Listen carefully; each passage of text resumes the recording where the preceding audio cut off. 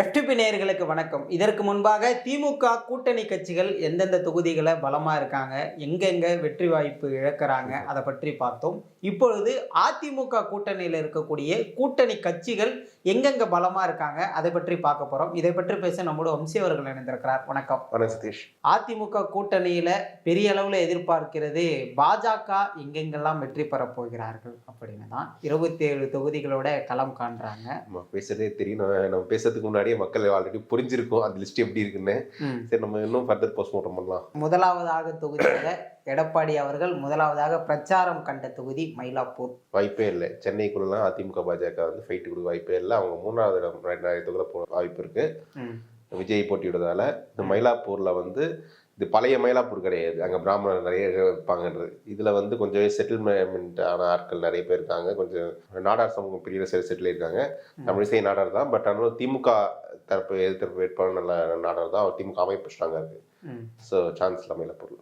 அதை தொடர்ந்து தலித் தொகுதியும் சான்ஸ் இல்லை. அது அங்கே வந்து ரொம்ப இன்ஃபேக்ட் அதிமுக 2014 டெபாசிட் எடுத்த தொகுதி தலித் தொகுதி. அந்த தொகுதி கொடுத்துருக்காங்க. இவங்களும் வாங்கிட்டு வந்திருக்காங்க. அதற்கு அடுத்ததாக மொடக்குறிச்சி பிஜேபி சிட்டிங் சீட்டு. போன வாட்டி திமுக ஒழுங்கா ஒர்க் பண்ணதால் தோத்தாங்க. பட் இந்த வாட்டி கரெக்டாக திமுக டார்கெட் பண்ணி ஒர்க் பண்ணுவாங்கன்னு நினைக்கிறேன். அடுத்ததாக உதகமண்டலம் கொஞ்சம் டஃபா போகும். பட் காங்கிரஸ் கொஞ்சம் எட்ஜி இருக்குன்னு தான் நினைக்கிறேன். பட் பிஜேபிக்கும் கொஞ்சம் நல்ல ஓட்டு 40% மேல வர வாய்ப்பு இருக்கு. அடுத்ததாக பலரும் எதிர்பார்க்கக்கூடிய ஒரு தொகுதியாக மாறி இருக்கிறது அவிநாசி தொகுதி. திமுக சார்பாக ஒரு 26 வயது பெண்ணை இறக்கி இருக்கிறாங்க. எப்படி பாக்குறீங்க? அது அவிநாசி தொகுதி பாஜக கொடுக்கறதுனால நிறைய எனக்கு தெரிஞ்சு எல்முருகன் கண்டெஸ்ட் பண்ணுவாருன்ற மாதிரி பார்வை இருக்கு. ஸோ எல்முருகனுக்கு எதிராக இவங்க எந்த அளவுக்கு திமுக அந்த அந்த இளம் பெண் ஒர்க் பண்ணுவாங்கன்ற எனக்கு சந்தேகம் தான் இருக்கு. யங்ஸ்டர்ஸ் ஓட்டு அட்ராக்ட் பண்ணலாம். பட் எனக்கு தெரிஞ்சு எல்முருகனுக்கு ஒரு எட்ஜ் இருக்குன்னு தான் சொல்லணும். அதை தொடர்ந்து திருப்பூர் தெற்கு அங்கே வந்து திமுக கொஞ்சம் நல்ல கேண்டிடேட் போட்டிருக்காங்க. அந்த மேயர் கார்த்திகேயன் வரும். அவர் மேயராக இருக்கார். அவருக்கு கொஞ்சம் நல்லா க்ளவுட் இருக்காரு. இப்போ திருப்பூர் தெற்கு சிட்டிங் எம்எல்ஏ வந்து பல்லடம் போயிருக்காரு. ஸோ திருப்பூர் தெற்கு திமுக வாய்ப்பு இருக்கு. இவங்க பாஜக வாய்ப்பு அப்படின்னு நினைக்கிறேன். அதை தொடர்ந்து கோயம்புத்தூர் வடக்கு வானதி மூவ் பண்ணியிருக்காங்க. திமுக டஃப்பாக தான் போகும். திமுகவும் டஃப் ஃபைட் கொடுப்பாங்க. எந்த அளவுக்கு தெரியல. அவங்க போன வாட்டி இந்த ஓட் ஸ்பிளிட்ல கொஞ்சம் மேலே வந்தாங்க. இதில் திமுக இந்த வாட்டி எப்படின்னு தெரியல. ஸோ டஃப் ஃபைட் தான் சொல்லணும். கந்தர்வக்கோட்டை தனி தொகுதி இப்போ அவங்க போனாடி கம்யூனிஸ்ட் அதிமுக கம்யூனிஸ்ட் மேலே வந்துட்டாங்க. பிஜேபி எப்படி அவங்க கண்டெஸ்ட் பண்ணுவாங்க தெரியல. ஸோ கம்யூனிஸ்ட் ஃபேவரபுளாக இருக்கு. அடுத்ததாக புதுக்கோட்டையில திமுக 2-3 கேண்டிடேட் அங்கே இருக்காங்க. ஸ்ட்ராங்காக இருக்காங்க. திமுக சிட்டிங் சீட்டு ப்ளஸ் போனாடி அதிமுகலேருந்து போட்டியிட்டவரும் இங்கே திமுக சேர்ந்துருக்காங்க. ஸோ ரொம்ப ஸ்ட்ராங்காக இருக்காங்க. பாஜக ஜெயிக்க தான் கஷ்டம். அதை தொடர்ந்து திருப்பத்தூர். அது வந்து எனக்கு இந்த மாதிரி சீட்லாம் இவங்க எப்படிதான் வாங்க மனசு வருதோ தெரியல. இதெல்லாம் 2011 தோத்த சீட்டு. அமைச்சர் பெரிய கருப்பனுக்கு எதிரான சீட்டு. இந்த பலி சீட் நான் தான் நம்ம திமுக பேசும்போது டிஸ்கஸ் பண்ணாம செட்டிங்கு அப்படி அந்த மாதிரி இந்த சீட்டு அவங்களும் கொடுக்குறாங்க. இவங்க வாங்கியிருக்காங்க. ஜெயிக்கிறது ரொம்ப ரொம்ப கஷ்டம். அதை தொடர்ந்து மதுரை தெற்கு ப்ரொஃபஸர் சீனியர்ஸ் நிற்கிறாரு. கொஞ்சம் ஃபைட்டு கொடுக்கலாம். பட் திமுகவுக்கு எட்ஜ் இருக்குன்னு தான் நினைக்கிறேன். அதை தொடர்ந்து சாத்தூர் தொகுதி தான் நயினார் வாங்கியிருக்காரு. எங்க மாறிட்டு வந்திருக்காங்க திருநெல்வேலியிலேருந்து. பட் திமுக கண்டெஸ்ட் பண்ணுறாங்க சாத்தூர் தொகுதி. தேமுதிக அலைன்ஸில் இருக்கிறதால விருதுநகர் ஃபுல்லாகவே நல்ல ஒரு அட்வான்டேஜ் இருக்கு. நம்ம ஆல்ரெடி டிஸ்கஸ் பண்ணோம் தான். ஸோ அதில் இருக்கிறது கொஞ்சம் டஃப்பாக தான் போகும் சாத்தூர். அதை தொடர்ந்து திருச்செந்தூர் தொகுதி இது இன்னொரு பலி சீட்டு. இதெல்லாம் நீங்கள் அந்த பக்கமாக போகக்கூடாது. அது வந்து அனிதா ராதாகிருஷ்ணன் வந்து ஜெயலலிதாவே வந்து அனிதா ராதாகிருஷ்ணன் வெளில அனுப்பிச்சிட்டு அவங்க நான் தோக்கடிச்சு காட்டுன்னு ட்ரை பண்ணி அவங்க தோற்று போனேன். அவங்களால வெற்றி பெற முடியாது சீட். அந்த அளவுக்கு க்ரௌட் திமுக இருக்கு. ஸோ வாய்ப்பே இல்லை திருச்செந்தூர். எப்படியும் அவங்க வந்து கோயிலை வச்சு கொஞ்சம் இப்போ இந்துத்துவ பிரச்சாரத்தை பண்ணலாம். அதை தொடர்ந்து வாசுதேவநல்லூர் தொகுதியில் கொஞ்சம் வாய்ப்பு இருக்க மாதிரி தெரியுது. பட் ஆனால் திமுக மாவட்ட செயலாளர் ராஜா அங்கே நிற்கிறாரு. ஸோ சங்கரன் கோயில் ராஜா அவர் இந்த வாசுதேவநல்லூர் நிற்கிறாரு. ஸோ கொஞ்சம் டஃப்பாக தான் போகும். திமுக ஒரு எட்ஜ் இருக்குன்னு நினைக்கிறேன். அதை தொடர்ந்து ராதாபுரம் தொகுதி வந்து அப்பாவே நிற்கிறதால எனக்கு தெரிஞ்சு கஷ்டம் பாஜக. அதை தொடர்ந்து நாகர்கோயிலில் வந்து கொஞ்சம் டஃப்பாக தான் போகும். திமுக கொஞ்சம் கேண்டிடேட் பண்ணணும். ஒரு ஹிந்து கேண்டிடேட்டை போட்டிருக்கணும். ஹிந்து நாடார கேண்டிடேட் போட்டிருக்கணும். பட் ஆனால் ஆஸ்டின் போட்டிருக்காங்க. ஆஸ்டின் நல்ல கேண்டிடேட் தான். அவர் 2001 இண்டிபெண்டன்ட் ஜெயிச்சவர். ஸோ எப்படி ஒர்க் ஆகும் அப்படின்னு தெரியல. நான் வந்து பொன்னாருக்கு பிஜேபிக்கு ஒரு எட்ஜ் நாங்கள் கொடுப்பேன். அதை தொடர்ந்து விலவங்கோடு கூட வாய்ப்பு இல்லை. விஜயதாரணி நின்னாலும் வாய்ப்பு இல்லை. அந்த பெல்ட்டே கிறிஸ்டியன் பெல்ட்டு. இவங்க வந்து கிறிஸ்டியன் கன்சால்டேஷன் பிஜேபிக்கு ஆர்எஸ்எஸ்க்கு எதிராக ஆகுது. ஒரு வேலை இவங்க எதிர்பார்க்குற மாதிரி கொஞ்சம் விஜய் நின்று அது கிறிஸ்டியன் ஓட்டு பிரித்து கொஞ்சம் ஜெயிச்சா வாய்ப்பு இருக்கு. பட் அந்த அளவுக்கு அவங்க இதாக இருக்காங்க. விஜய் தரணியே 3 வாட்டி ஜெயிக்க வைக்கிறாங்கன்னா அப்போனா அந்த அந்த மக்கள் ஆர்எஸ்எஸ்க்கு எதிராக எந்த முருகமாக இருக்காங்கன்னு பாருங்க. அதை தொடர்ந்து ஆவடி தொகுதி. ஆவடி இன்னொரு பலி சீட்டு, அது மினிஸ்டர் சிட்டிங் சீட்டு. இது எப்படி வாங்கலாம் தெரியல. சென்னை புறநகர் பகுதியில் இது ஒரு சீட்டு. அதை தொடர்ந்து அப்படியே திருவண்ணாமலையும் வாங்கியிருக்காங்க, அதுவும் இன்னொரு பலி சீட்டு. அது மினிஸ்டர் ஆவவேலு சீட்டு. திருவண்ணாமலை கோயிலை வச்சதை பண்ணலாம். பட் அதெல்லாம் நீங்கள் ஒன்றும் செல்லுபடி ஆகுது. தெரிஞ்சு இவர் தான் ஒருத்தர் டிவியில் பேசிட்டு இருப்பாரு, அஸ்வத்தாமன், அவர் தான் நிற்பாருன்னு நினைக்கிறேன். அதை தொடர்ந்து தஞ்சாவூர் தொகுதி. தஞ்சாவூர் தொகுதி கருப்பு முருகானந்தன் சீட்டு. கருப்பு முருகானந்தன் நீங்கள் பட்டுக்கோட்டையில் வாங்கணும், அகமுடியார் இருக்கிற ஒரு ஏரியா. பட் தஞ்சாவூர் வாங்கினது வந்து அதுவும் இன்னொரு பலி சீட் தான். திமுக ரொம்ப ஸ்ட்ராங்காக இருக்குது, வாய்ப்பு இல்லை. அடுத்ததாக திருவாரூர். தமிழ்நாட்டிலேயே இலவசத்தில் அதிகமான வெற்றி மார்ஜின் திமுக ஜெயிக்கிற தொகுதி இது. வந்து அதிமுக நின்னாலே அந்த 50,000க்கு மேலே மார்ஜின் இருக்கும். அப்போ நீங்கள் நின்னா எவ்வளோ மார்ஜின் வரும், அதை யோசிச்சுக்கோங்க. அடுத்ததாக அறந்தாங்கி தொகுதி. அறந்தாங்கி தொகுதி காங்கிரஸ் ஃபேஸ் பண்ணுவாங்க. அவங்க வந்து Thirunavukkarasu our local க்ளவுட்டுக்கு our Sun நிற்கிறாரு. ஸோ அறந்தாங்கியில் கம்ஃபர்டபுளாக காங்கிரஸ் ஜெயிச்சிடும். அடுத்ததாக மானாமதுரை தனி தொகுதி.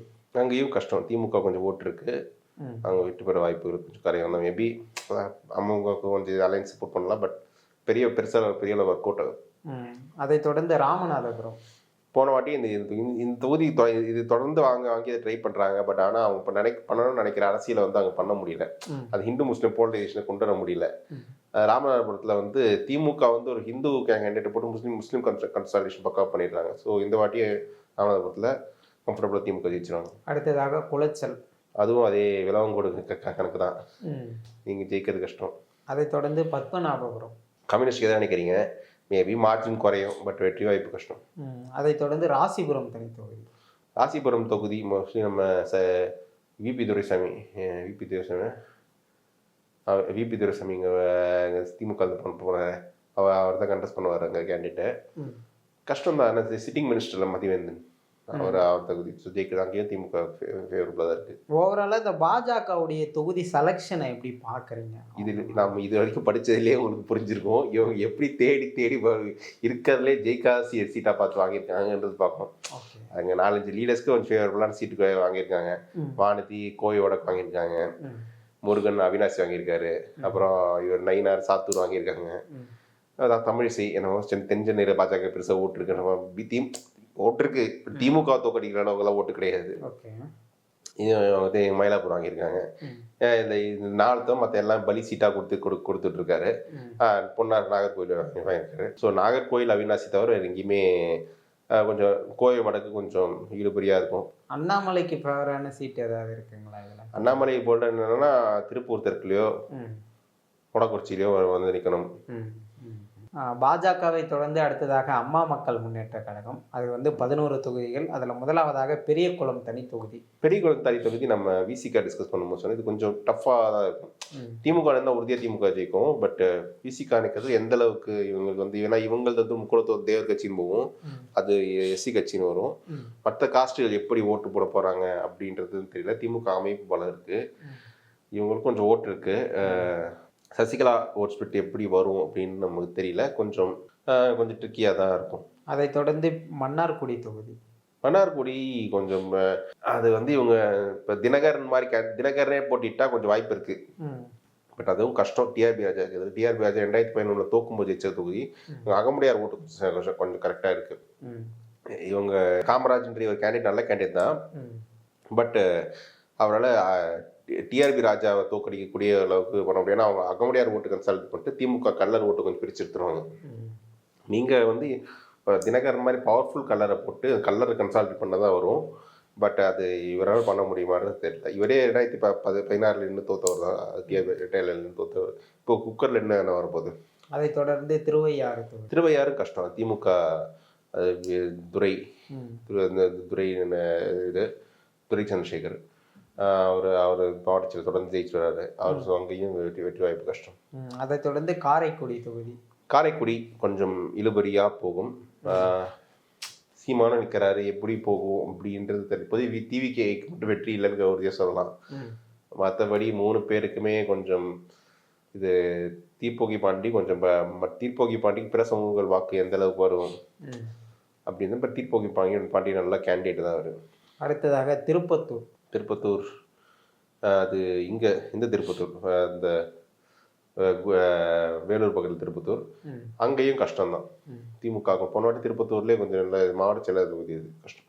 அடுத்ததாக நாங்குநேரி தொகுதி.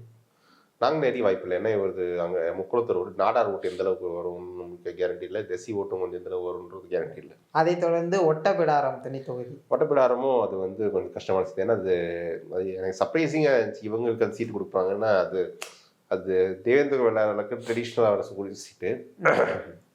திமுக 2 தேர்தல் திறந்து ஜெயிச்சிருக்காங்க வர்றாங்க. ஏன்னா அவங்க டிகேவி தான் மற்ற சமூகம் ஓட்டு போடுவாங்க, இவங்களுக்கு தேவர் ஓட்டு மட்டும் தான் வரும். ஸோ அது மைனஸ். எப்படி செட் ஆகும்னு தெரியல. அதை தொடர்ந்து திருச்சிராப்பள்ளி மேற்கு நேரு சீட்டு வாய்ப்பே இல்லை. அதை தொடர்ந்து சைதாப்பேட்டை. அது இவர் சுவாசுப்ரமணியம் சீட்டு, அங்கேயும் வாய்ப்பு இல்லை. பட் ஆனால் அவர் 2006 ஜெயிச்சார் நினைக்கிறேன். 6-11 ஜெயிச்சார் நினைக்கிறேன் அந்த செந்தமிழன். அதை தொடர்ந்து பூந்தமல்லி தனி தொகுதி. பூந்தமல்லியும் வாய்ப்பு இல்லை. பூந்தமல்லியில் அந்த பெல்ட் திமுக ரொம்ப ஸ்ட்ராங். அதை தொடர்ந்து மடத்துக்குளம்ல கொஞ்சம் இழுபறியா இருக்க வாய்ப்பு இருக்கு. ஏன்னா அங்க கொங்கு பெல்ட்ல அவங்க கொஞ்சம் அதிமுக ஓட்டு இருக்கு. பட் திமுக 2016 ஜெயிச்சிருக்காங்க. திமுக கொஞ்சம் ஓட்டு இருக்கு, கொஞ்சம் டஃப் ஃபைட்டா போகும். அடுத்ததாக இந்திய ஜனநாயக கட்சிக்கு 2 தொகுதிகள். ஒன்று பல்லாவரம், வாய்ப்பு இல்லை. பல்லாவரத்தை தொடர்ந்து குன்னம் தொகுதி அது அமைச்சர் இந்த குன்னம் இப்போ டிரான்ஸ்போர்ட் மினிஸ்டராக இருக்கிற சிவசங்கர் தொகுதி, வாய்ப்பு இல்லை. அதற்கு அடுத்ததாக தமாமுகவிற்கு 1 தொகுதி ராஜபாளையம் கொடுக்கப்பட்டிருக்கு. ராஜபாளையம் பொது தொகுதி கொடுத்துருக்காங்க. நிறைய பேர் பொது தொகுதிக்கு அந்த ஜான் பாண்டியன் கட்சி கொடுத்துருக்கோன்னு சொல்லிட்டு இருக்காங்க. பட் ஜான் பாண்டியன் வைஃப் நிற்கிறார், அவரே கேண்டிடேட் இல்லை. கேண்டிடேட் பொது வேட்பாளர் தான். ஸோ அதுவும் கஷ்டம்தான். திமுக ராஜபாளையம் இந்த சிட்டிங் எம்எல்ஏ ஸ்ட்ராங்காக தான் இருக்காது. அதை தொடர்ந்து புரட்சி பாரதம் கட்சிக்கு கீழ் வைத்தியநாமக்குப்பம் தொகுதி கொடுக்கும். அது அவங்க சிட்டிங் சீட் தான். ஸோ மேபி ரிட்டைன் பண்ண வாய்ப்பு இருக்கு. அடுத்ததாக தமிழ் மாநில காங்கிரஸுக்கு கொடுக்கப்பட்ட 5 தொகுதிகள். அதில் முதலாவதாக ஒட்டஞ்சத்திரம். இதெல்லாம் பாஜக சிம்பல் கண்டெஸ்ட் பண்றது. ஒட்டஞ்சத்திரம் மினிஸ்டர் சீட்டு, வாய்ப்பே இல்லை. அவர் 96 ஜெயிச்சுட்டு வர்றாரு. அதை தொடர்ந்து ஈரோடு மேற்கு, அதுவும் மினிஸ்டர் சீட்டு. மினிஸ்டர் முத்துசாமிக்கு எதிரான சீட்டு, வாய்ப்பு இல்லை. அதை தொடர்ந்து ராணிப்பேட்டை கொடுக்கப்பட்டிருக்கு. ராணிப்பேட்டை மினிஸ்டர் சீட் தான். பட் அவருக்கு காந்தி கண்டெஸ்ட் பண்ணல. ஸோ இவங்களுக்கு வாய்ப்பு இல்லை தான் நினைக்கிறேன். இவங்க பாஜக சிம்பல் நிற்கிறாங்க, வாய்ப்பு இல்லை. அதை தொடர்ந்து கிள்ளியூர் கன்னியாகுமரி லாஸ்ட்டு, அதுக்கும் வாய்ப்பு இல்லை. அங்கே கிறிஸ்டியன் பெல்ட்டு. அதை தொடர்ந்து கும்பகோணம் தொகுதி. அது ரொம்ப கஷ்டம். இது திமுக அன்பழகன். இந்த தொகுதியெல்லாம் இவங்க எப்படி வாங்குறாங்கன்னு தெரியல. ஏதோ ஒரு காரணத்துக்கு வாங்கிடுறாங்க. ஓவராலா எடப்பாடி அவர்கள் வெற்றி வாய்ப்பே இல்லாத தொகுதிகளை கூட்டணி கட்சிக்கு ஒதுக்கியது அதிமுக பெரும்பான்மை இடங்கள்ல வெற்றி பெற வேணும்ன்ற எண்ணத்திற்காகவா, இல்லை எப்படி இதை புரிஞ்சு? கூட்டணி கட்சிகள் பலம் பெறக்கூடாதுன்றதுக்காக தான் அதிமுக கம்ஃபர்டபுள் சீட்ஸ்ல அதிமுக கண்டெஸ்ட் பண்ணணும்னு பார்க்குறாங்க. தொடர்ந்து பாஜக தான் பேச்சுவார்த்தையை நடத்தினாங்க, எல்லாம் பண்ணாங்க. ஏன் அவங்களே இந்த இடத்துக்கு ஒப்புக்கொள்றாங்க? ஏன்னா அவங்களுக்கும் போயிருக்கும் இந்த தெரியல. நான் தான் இப்போ நான் சொன்னேன். இப்போ நான் ஒரு பாஜக 4 பேர் சொன்னார்ல, இவங்க அவங்க கேட்குற தொகுதி மட்டும் மற்ற எல்லாமே கஷ்டமான சீட்டை கொடுத்துட்டு இருக்காரு. இவங்களும் அது படியாக வாங்கிட்டாங்க. நிச்சயமாக பல்வேறு விஷயங்கள் பேசணும், தொடர்ந்து பேசுவோம். நன்றி.